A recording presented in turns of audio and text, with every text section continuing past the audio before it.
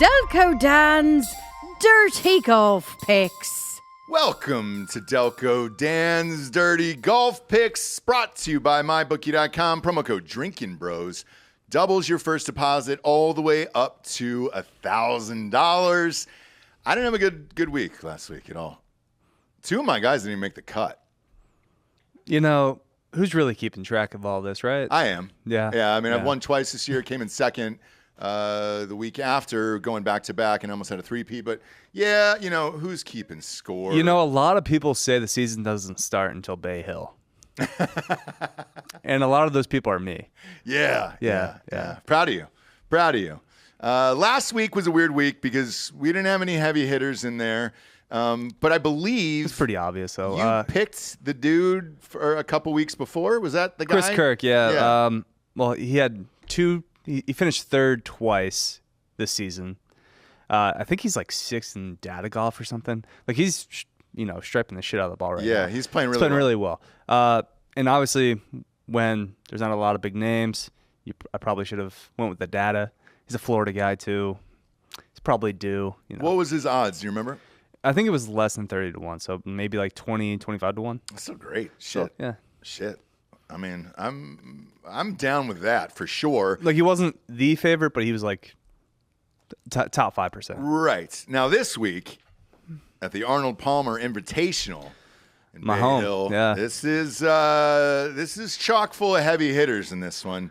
Obviously, the usual suspects are at the top of the favorites. Mm-hmm. John Rahm is favored. It's 15 to 1. Rahm is? That's the first round leader. Yeah. I'm looking at the first round leaders here. I was going to say he might be like 7 to 1, 8 to 1. I was going to say here. I'll pop back over there real quick. I got a little too excited on this one. But no, Ross, this is my city. It is. It's Orlando. It is 6 to 1 for Rahm. 6 to 1. That's the lowest I've ever seen. On my bookie. Since we've been doing this show, dude, for a year. I mean, that's crazy. Rory McIlroy is in here. It's 8.5 to 1. Scotty Scheffler's, it's 9.5 to 1, essentially. And then it pops up. I mean, after that, you're good to go. Colin Morikawa and my boy Max Homa, who's been playing well, is in that top 5 there. This is your home. This is where you live. You should be able to pick this one this week. I should. This is where we used to have our Christmas party for Golf Channel. Is it really? Yeah. Shit. Bay Hill. So you know the course. No, the lay of the land. Yeah. Been to it a few times. Also, Arnold Palmer once gave me and my coworkers a town hall speech. Did he really? To inspire the troops. How did that go? He was older. Mm-hmm. And he kind of went on some nonsensical rant about how Koreans are taking over golf. Well, was he wrong? Was he wrong or right? But I think he was trying to talk about the general, well-doing of the company. Well, look, guys, I think we got to have an age here where we forgive some of these old guys and the time period they came from. Maybe it was a Palmer distraction. was like 90 years old. Maybe it was the distraction, though, because eventually Golf Channel Orlando folded. Did it really? Well, they moved operations all the way up to Connecticut. So. R.I.P. Yeah, so a bunch of my friends got laid off. Jeez. This was a couple years ago. But they built like a brand new office in Orlando, and then we're just like, nah, we're good. Back to Connecticut? Back to Connecticut, the home of golf. Yikes. That would be a violent move. One of the coldest winters I spent over break was at a buddy's house in Connecticut, and I was like, man, I could not live here. Pretty bleak. It is. Sure is. That's one state I don't need to visit again. No, I'm all good. Like, if that kind of just disappeared from my life, I'm fine with it. Mm-hmm. Don't need to go back. Imagine moving to Orlando from there, and you're like, I made it out alive. Fired. Mm-hmm. Gone. Or like 6 months later, they're like, actually, we got to condense the company. We got to go back to NBC Sports. Yeesh, that's rough. That is rough. Well, who do you got this week since this is your course? Well, we're going back to old school Danny Value. There you go. Like we have all season. Hasn't worked yet. It's going to work this week. Okay. And, no top 10s, no top 20s still. So we're trying to, figure it out, finesse the proper moves. We're going to have a few matchup plays for the tournament. We're going to have a first-round leader play. But we're going to have 3 winner plays. Okay. So, as always, I'll do 3 winner plays as well. Mm-hmm. And I have also now moved into the first-round leaderboard and I'm good. Okay. Go ahead and give us your picks. Let's go with the two matchups first. All right. We're going to go with Max Homa over Colin Morikawa at plus 102. So pretty much even money. Yep. $150 there. Okay. Then we're going to go Sung Jae Im over Jason Day plus $113, $100 there. So I'm going to give myself a budget of $500 total. So that's $250 there. I have 500 as well, but mine will be separate, and we'll get to it. Why those two in particular? I just like the plus money on those two matchups. But it's not that high on the plus side there. But I just, I think Max is going to beat Colin, and I think Sung Jae is going to beat Jason Day. I'm having a hard time with Sung Jae this year. He fucked me last year so many times that I can't do it anymore. We're going to come back to Sung Jae. Okay. Yeah. Okay. So first round leader, Will Gordon. Oh, you liked him last week? I did. But Yeah. 140 to 1. Shit. $25 there. All right. Wins you over $2,000. That's a lot. It's a lot of money. And then my three winner plays, Sung Jae Im, 33 to 1, $100 there. You're betting on Sung Jae. Sung Jae's going to win this tournament. No.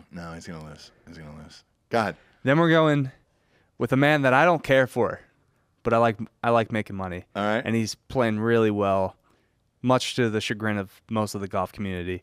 Keegan Bradley. Oh, fuck. 58 to 1, $100 there. Yeah. And then we got a total long shot, 200 to 1 play on Danny Willett. 200 to 1. So Danny Willett, he won a major. He's a great golfer. Why is he at 200 to 1? He's just been in the wilderness. He's kind of been lost. Okay. He's got a little bit of form going recently over the last year, more so than he had the last couple of years. But no, Danny Willett 200 to 1. Just a little sprinkle, a little $25 there. Sure. That's an interesting one. I'll do it. How's he been playing this year? Okay. Not great, but he has a decent course history here. So I try to go with who's been playing well, especially because we're early on. And in it the is year tough, here. by the way. Bay Hill is super tough, and the conditions are going to be windy. Last year, I believe Scheffler won at 4 or 5 under. Yeah. So that's major conditions. Oh yeah, 100%. So I'm going with guys that were kind of hot at the end of last year that I liked, have been carried over into this year here. I'm doing the same thing. I got 5 hundo, but they're each $100 bets. Scotty Scheffler. So you're picking 5 winners? No, I'm not. Okay. No, I'm not picking 5 winners. Scotty Scheffler is just a backup for me. That's always a flyer because that guy is just fucking amazing. Sure, because he won here last year. Yeah, I won it last year. Look, and, he's the second best golfer in the world. Sure is, dude. I don't know why we're betting against him right now. It's kind of crazy to me.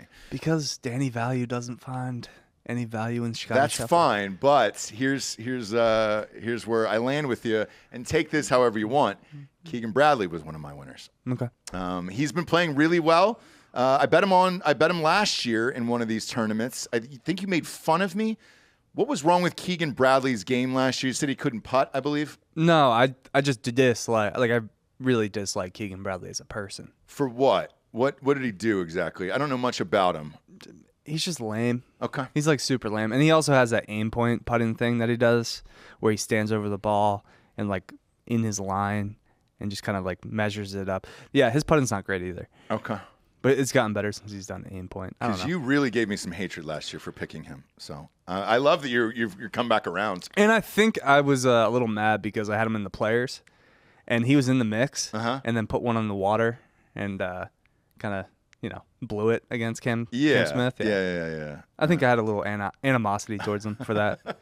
But he's playing well, and I can't deny it. No, you can't. And I'm going to go back to somebody I bet on last year. He's been playing well this year. 20 to 1. It is Will Zalatoris. Fuck, man. I think he lost in a playoff for me last year. I was really, really pissed off about it. And I think he was in the Netflix show, and it gave me tremors watching at the him back. PGA. Yeah. He lost to Justin Thomas. God damn it, man. I had him in that, and he lost. But he's been playing well all the way from last year into this year. Coming off he the looks back pretty injury. Good. Yeah. And then Xander Schauffele is also in the mix for me, and that's also someone's doing their 20 to 1 little Twitter research, aren't they? I'm all in. You're looking at the numbers. I'm looking at all the numbers, and I'm going all in here, and I'm looking at the top 20s in particular. Same thing last year with Scotty Scheffler, because I started hitting him early on, right about this point last year. And these guys have played really well. And then looking at the numbers, there's a guy last year that always kind of pops up on day one. So this is first round leader. This is going to be 56-1 on this. And it's Tommy Fleetwood for me. Tommy. That's who I got. The lads. It just seemed like he was always there day one and then just kind of disappeared. Well, he's never actually won on American soil. Yeah, but he's there. But yeah, he is there. He's there, but he never wins. So I'm like, all right, I'm going to put him as my first round leader, and then he'll probably disappear for the weekend. Obviously, I didn't pick him to win because of that. But those are my picks for the weekend. And if you're out there and you're saying, all right, I want to bet with Dan, I want to bet with Ross, we do have one in common, and it's Keegan Bradley this week. So we'll see what happens there. Yeah. Yikes. Yeah. That's going to be my one winner this year, and you're going to cuck it. I'll take a nice 3-1 edge here. We'll see. But I don't remember Keegan Bradley winning last year. He was always close. He was always in the mix. No, he did win last year. Did he? Or he won in the fall, so it would have been this year. But, it was one of those tournaments that I don't cover. I don't do the fall ones. Yeah. I don't do anything after the FedEx Cup. I'm all good on that. Yeah, I don't. Where golf goes away. For it was the Zozo, I believe. Okay. Yeah. All right. So a decent-sized tournament, One of the bigger fall events. Yeah, I don't do those. I don't do it. But I believe it was a limited field event, which is what the news came out today. All the elevated events for next year, most of the elevated events are going to be 70 guys instead of 120 or 130. Really? So no cut events is what they're talking about, guaranteed money. For the top 70? So it's only going to be like some of these events like Riviera and stuff will only be 70 guys. How is the rest of the field going to feel about that, I wonder? Doesn't matter. Who gives a shit? Who cares about the whole point? And a lot of people, all the live bots are out there trying to trip them like, oh, guaranteed money. Like, we came up with this idea. No, you didn't. First off, it gives the elevated events more cachet, and you have to earn your way into these tournaments. Like Chris Kirk or something, like he won last week. He could work his way into being a top 70 guy.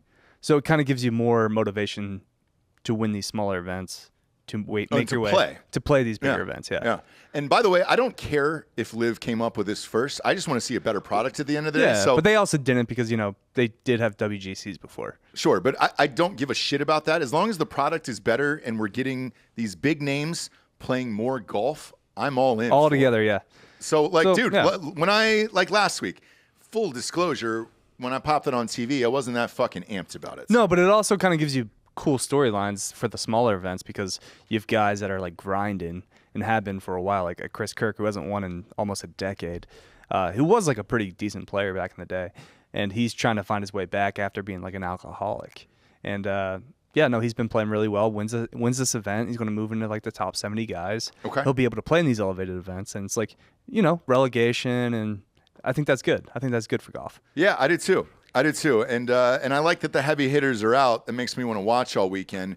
And with more and more people starting to gamble on it, and that, I hate to go back to the Netflix series because it is like number 7 in the world right now. It certainly does help. One question I had for you at the end of it, because I just finished it, was Mito Pereira. Yeah. Did he He's go a to Liv Liv? now. Yeah. He did. Yeah. Strange that they didn't put that like a title card at the end of that episode. It just happened before this last event. A lot of, Greg Norman was guaranteeing all these giant names that would switch over to Liv, and I think he got Thomas Peters, Mito Pereira, Sebastian Munoz. Like, not a whole lot of names. Not a lot of. You know how many people watched the first Liv event? Not many. Less than the LPGA. Yeah. I'd give it time because I forgot that it was on the CW, and I'm not used to watching anything on the CW, so we'll see. We'll see what happens. Who fucking knows? I liked gambling on it, I'll tell you that. And I like popping back into the scoreboard.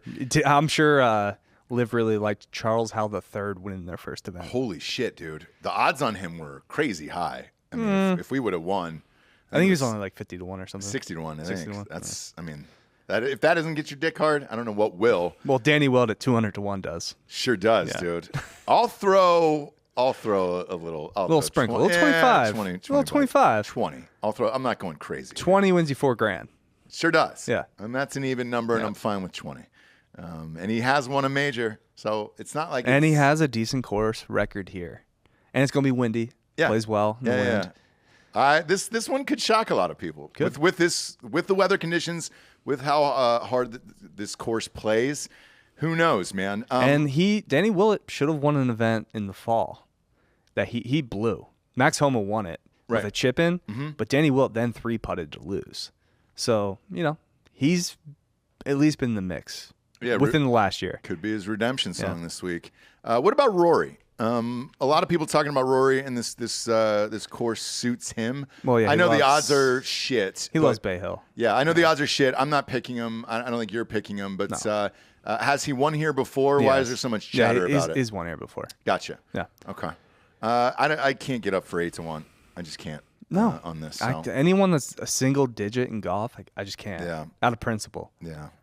I can't do it in this one. Because I might as well just do that Sunday, right? Like if I have a guy that's in the mix, 100%. I would just do a Sunday live line at like 7-1, 8-1. Yeah, exactly. Yeah. Exactly. So I understand that. Go ahead and name your picks one more time here before we get out of here. So matchups: Max Homa over Colin Morikawa, Sung Jae Im over Jason Day, and then Will Gordon to be the first round leader at 140-1. And then my 3 winner plays are Sung Jae Im 33-1, Keegan Bradley at 58-1, and then Danny Willett at 200-1. There you go. I also have Keegan Bradley here. I've got Xander Schauffele at 20-1. I've got Will Zalatoris at 20-1. And then I've got my first round leader at 56-1, Tommy Fleetwood. At the end of that, and I get started tomorrow, so I'm amped. That's another reason why I'm betting on these first round leaders. I just want something to look forward want some juice. to. Yeah, dude, something on in the background to kind of pop into. But that's what I like about these first round leader bets too. Is it could be literally anyone. So just anyone could have a hot day. So that's why I like to go for these triple digit numbers where it's like 140-1. Yeah, because even if he does tie somebody at the top, you're going to split that, so it'll be 70-1. Yeah, which is still great. Yeah. Still great. Bet whether or against us on mybookie.com. Make sure to use that promo code DrinkinBros to double your first deposits all the way up to $1,000. It's officially March. March Madness is here as well. Conference tourneys start next week. Plenty of golf to gamble on. And this is when shit starts to really start to pick up here. January, February kind of Now we're starting to head into spring. We got St. Patrick's Day, Masters coming up in April. And like I said, the golf season starts with the Arnold Palmer. Sure does. Nothing before this mattered. Grab a lemonade and some iced tea, mix it together, and pour one out for Arnie, okay? For Delco Dan, I'm Ross Patterson. This is Delco Dan's Dirty Golf Picks. We'll see you on the links.